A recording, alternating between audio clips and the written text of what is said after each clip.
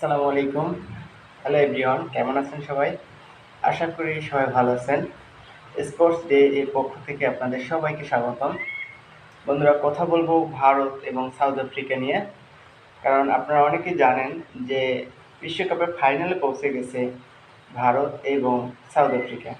দুটো টিম নিয়ে একটু আলোচনা করতে চাই। যদি ভারত প্রসঙ্গে আসি, টুর্নামেন্টে এখনো পর্যন্ত কোনো ম্যাচ হারেনি। ভারতের ব্যাটার এবং বোলাররা খুব দারুণ ছন্দে আছে। এই মুহূর্তে বিশ্বকাপ পাওয়ার মতো জোর বড় দাবিদার হচ্ছে team India.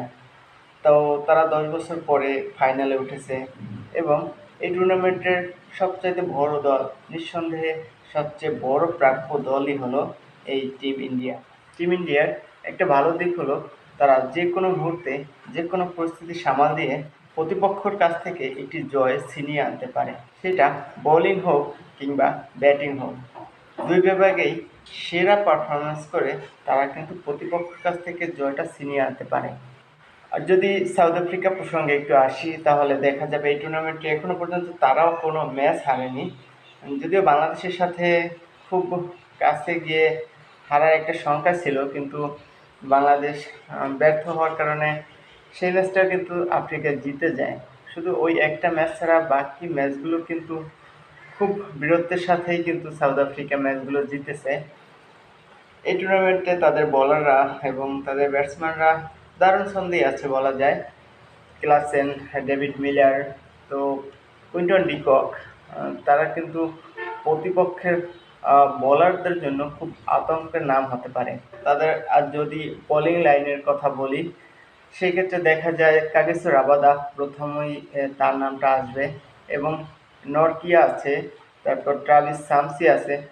Travis Samsi leg spinner, তিনি কিন্তু প্রতিপক্ষকে যে কোনো মুহূর্তে ঘুরিয়ে দিতে পারে, যেটা আমরা লাস্ট ম্যাচটিতে দেখেছি যে আফগানিস্তান মাত্র 56 রানে অল আউট করতে কিন্তু তার ভূমিকা ছিল অনেক বেশি।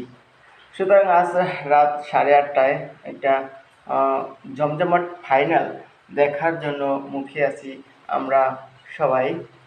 সো আপনারাও দেখবেন আশা করি। এই ম্যাচটি নিয়ে আমি একটু প্রেডিকশন করতে চাই। সেটা হলো, এই ম্যাচে ভারতের রোহিত শর্মা হয়তো 50 ঊর্ধ্ব একটা ইনিংস খেলবে।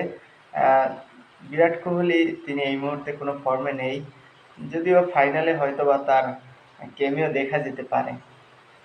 এবং এই ম্যাচে যদি বোলারদের প্রসঙ্গে বলি, জসপ্রীত বুমরাহ, আর্শদীপ সিং দুজনেই কিন্তু দারুণ ছন্দে আছে, এবং কুলদীপ যাদব, তিনি কিন্তু খুব সেরা মুহূর্তে আছে এই মুহূর্তে। যে কোনো মুহূর্তে তারা কিন্তু প্রতিপক্ষকে দুর্বল করে দিতে পারে। আমার মনে হয় ভারতের সর্বোচ্চ উইকেট টেকার ফাইনালে হবে জসপ্রীত বুমরাহ। সাউথ আফ্রিকার প্রসঙ্গে যদি ব্যাটিং লাইন আপের কথা যদি উল্লেখ করি, সেই ক্ষেত্রে আমার মনে হয় আজকের ম্যাচে আরও একবার জ্বলে উঠবে কুইন্টন ডিকক এবং ক্লাসেন। এই দুজন জ্বলে উঠলে কিন্তু ভারতের জন্য কাজটা বেশ কঠিন হয়ে যাবে। অনেকেই ভাবছেন যে খেলা ইন্ডিয়া এবং সাউথ আফ্রিকা, কিন্তু আপনি ভিডিও করছেন বাংলাদেশের জার্সি গায়ে দিয়ে। আসলে এটা আমাদের আবেগ, এটা আমাদের ঐতিহ্য। আমাদের তো আর কোথাও যাওয়ার জায়গা নেই। হারলেও বাংলাদেশ, জিতলেও বাংলাদেশ। যদিও তাসকিন কালকে গণমাধ্যমে বলেছেন যে খুব শীঘ্রই বাংলাদেশকে ভালো কিছু উপহার দিতে চান তিনি। হয়তো বাংলাদেশের 16 কোটি 17 কোটি মানুষ সেই আশা নিয়েই বসে থাকে। বাংলাদেশে খেলা শুরু হলে বাংলাদেশের জার্সি গায়ে দিয়ে জয় বাংলা, জয় বাংলা এই স্লোগানে ব্যস্ত থাকে সারা বাংলাদেশ। বাংলাদেশ একদিন, আমার বিশ্বাস, হয়তো কোনো একদিন বাংলাদেশ দারুণ কিছু উপহার দেবে আপনাদেরকে। তো সেই প্রত্যাশায় ব্যক্ত করে সাউথ আফ্রিকা এবং ইন্ডিয়ার একটা ভালো ফাইনাল যেটা আমরা দেখতে পারি, এই প্রত্যাশা ব্যক্ত করে আজকের মতো বিদায় নিচ্ছি। আল্লাহ হাফেজ।